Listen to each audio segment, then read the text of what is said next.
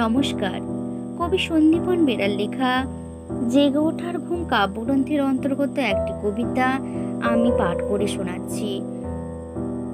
কবিতার নাম প্রতিবন্ধী।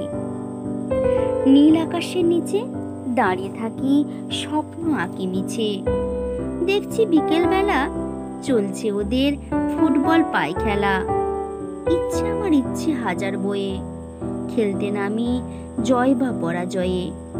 চোখের জল ঝরছে পায়ে, সামনে তাকাই ডাইনে বাঁয়ে।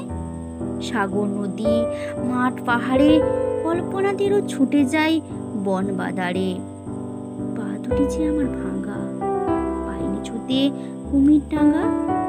প্রতিভা ঠিক ছিল কিনা স্বপ্ন দেখি, তাও জানি না। কল্পনা ছুট উড়ান ডানায়, অপারগের সাধ্যি জানায়। দুর্ভাগা দেশ এই অভাগার, কান্না মুছে চলছে আমার রাত্রি জাগা।